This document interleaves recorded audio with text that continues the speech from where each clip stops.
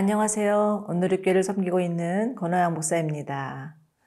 히브리서 11장에서는 믿음은 바라는 것의 실상이요 보지 못하는 것의 증거라고 하죠. 이는 믿음이 결코 추상적이거나 관념적인 종교 생활이 아니라는 겁니다. 믿음은 우리를 위해서 이 땅에 오신 예수님과의 인격적인 만남이죠. 그렇기 때문에 믿음이란 실제요 삶입니다. 오늘도 욥기 말씀을 통해서 살아계신 하나님의 음성을 들으며 주님과 친밀한 교제를 누리시는 복된 하루 되시기를 바랍니다. 오늘 주시는 말씀은 욥기 19장 21에서 29절입니다. 욥기 19장 21절에서 29절 말씀입니다. 나의 친구야, 너희는 나를 불쌍히 여겨다오. 나를 불쌍히 여겨다오. 하나님의 손이 나를 치셨구나. 너희가 어찌하여 하나님처럼 나를 박해하느냐? 내 살로도 부족하냐? 나의 말이 곧 기록되었으면, 책에 씌어졌으면, 철필과 납으로 영원히 돌에 새겨졌으면 좋겠노라. 내가 알기에는 나의 대속자가 살아계시니 마침내 그가 땅 위에 서실 것이라. 내 가죽이 벗김을 당한 뒤에도 내가 육체 밖에서 하나님을 보리라. 내가 그를 보리니 내 눈으로 그를 보기를 낯선 사람처럼 하지 않을 것이라. 내 마음이 초조하구나. 너희가 만일 이르기를 우리가 그를 어떻게 칠까 하며, 또 이르기를 일의 뿌리가 그에게 있다 할진대, 너희는 칼을 두려워할지니라. 분노는 칼의 형벌을 부르나니 너희가 심판장이 있는 줄을 알게 되리라. 욥은 절망의 끝에서 친구들을 향해 다시금 호소하고 있습니다. 21절에서 22절인데요. 나의 친구야, 너희는 나를 불쌍히 여겨다오. 나를 불쌍히 여겨다오. 하나님의 손이 나를 치셨구나. 너희가 어찌하여 하나님처럼 나를 박해하느냐? 내 살로도 부족하냐? 욥의 외로움이 뼈에 사무치는 것만 같죠?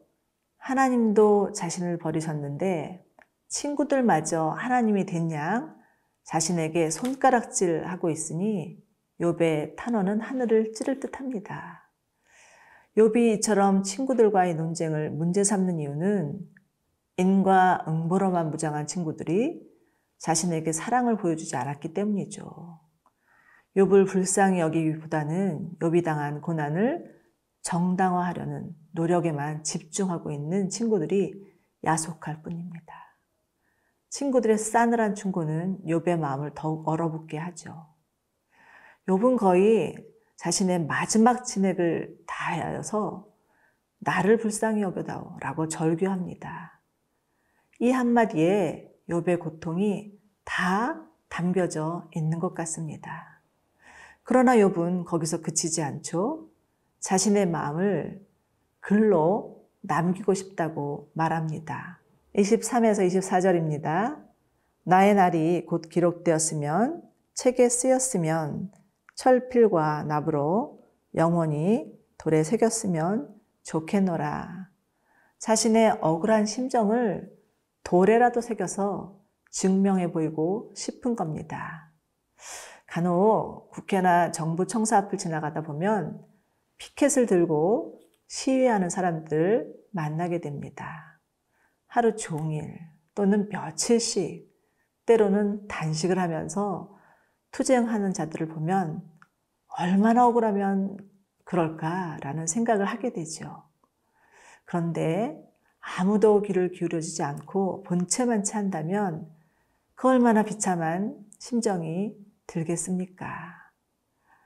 그런데 여러분, 주가가 바닥을 치면 올라오듯이 사람이 바닥까지 내려갔을 때 놀라운 일이 일어날 수 있습니다. 25절 보십시오. 욥은 아주 놀라운 고백을 하는데요. 내가 알기에는 나의 대속자가 살아계시니 마침내 그가 땅 위에 서실 것이라.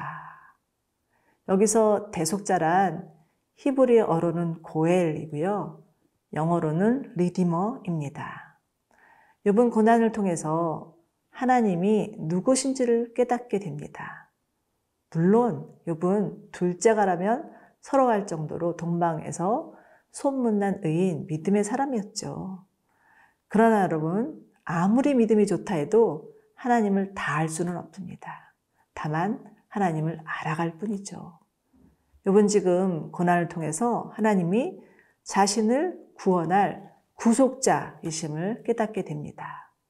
우리는 이를 구속신앙이라고 하죠. 여러분, 이 구속신앙은 우리의 믿음 생활에서 가장 중요한 핵심입니다. 하나님께서 우리를 구속하신다는 믿음이 있을 때 우리는 죄와 죄책감으로부터 벗어날 수 있고 사단의 정죄로부터도 자유로울 수 있습니다. 로마서 8장 1절과 2절에서는 그리스도 예수 안에 있는 자는 결코 정죄함이 없나니 이는 그리스도 예수 안에 있는 생명의 성령의 법이 죄와 사망의 법에서 너를 해방하였노라 라고 말씀하고 계시죠. 그러므로 우리를 구속하기 위해서 이 땅에 오신 분은 바로 예수님입니다. 지금 욥은 놀랍게도 하나님의 계시로 인해서 고엘이신 예수 그리스도가 이 땅에 오실 것을 알아차리게 되죠. 극도의 고난 가운데 깊은 통찰이 일어나고 눈이 열리기 시작하고 하나님에 대한 새로운 인식이 생기게 됩니다.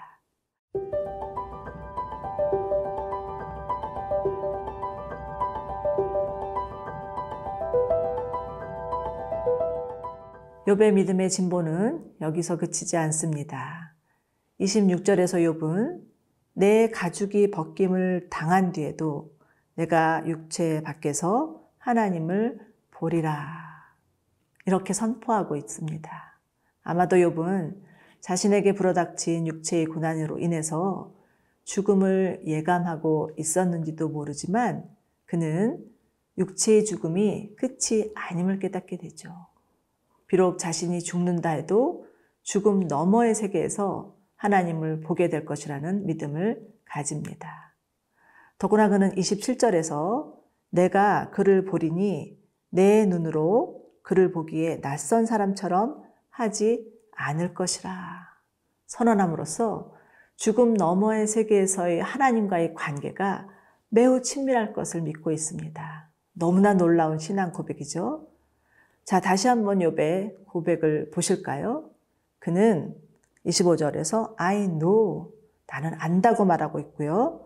또 26절, 27절에서 I will see, 나는 볼 것이라고 말합니다. 여러분, 하나님과의 관계는요, 아는 관계고 보는 관계입니다. 사랑하는 여러분, 여러분은 하나님을 알고 계십니까? 하나님을 보고 계십니까? 죽음 너머의 영원히 기다리고 있음을 믿으십니까? 예수님은 요한복음 11장 25, 26절에서 나는 부활이요 생명이니 나를 믿는 자는 죽어도 살겠고 무릇 살아서 나를 믿는 자는 영원히 죽지 아니하리니 이것을 내가 믿느냐 이렇게 말씀하고 계십니다. 바라기는 우리 모두 부활하신 예수님과 함께 영광스러운 부활을 경험하는 자들이 되기를 원합니다. 또한 욥이 고난을 통해서 깨달은 것은 종말론적 신앙입니다. 29절 보실까요? 너희는 칼을 두려워할지니라 분노는 칼의 형벌을 부르나니 너희가 심판장이 있는 줄을 알게 되리라. 지금 그는 당장 자신을 비난하고 조롱하는 사람들에게 해를 가하려 하지 않습니다. 때가 되면 하나님께서 친히 심판장이 되셔서 치리하실 것이라는 강한 믿음을 가진 거죠. 지금은 비록 억울한 일을 당하고 모욕을 당해도 장차 하나님의 심판 날에는 하나님의 공의대로 심판하실 것을 믿습니다.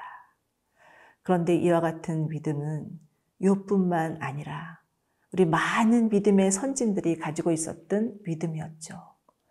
비록 이 땅에서는 악한 자들이 득세하고 믿는 자들이 침뱉음을 당하고 숙취를 겪지만 하나님의 때에 하나님의 방법으로 심판하시라는 믿음입니다. 그렇기 때문에 이들은 주의 날을 기다리면서 온갖 조롱과 재치, 결박과 시련, 궁핍과 환난과 학대를 감내하였고 심지어 순교도 마다하지 않았고 스스로 원수 갚는 일에 앞장서지도 않았습니다. 사랑하는 여러분, 초림 예수님은 우리를 구원하시기 위해서 구세주로 오셨지만 재림 예수님은 이 땅을 심판하시기 위해서 오시는 심판주이십니다. 그리고 하나님의 심판 때에 불꽃 같은 눈동자로 온 세상을 심판하실 것입니다. 고린도후서 4장 18절 보실까요? 우리가 주목하는 것은 보이는 것이 아니요 보이지 않는 것이니 보이는 것은 잠깐이요 보이지 않는 것은 영원함이라. 우리 모두 영원한 하나님 나라를 사모하면서 잠시 잠깐의 이 땅의 삶에 연연하지 맙시다. 이 땅에서 당하는 고난 때문에 낙심하지도 맙시다. 신실하신 하나님을 기대하며 그분의 역사를 기다리는 저희 모두 되기를 축원합니다.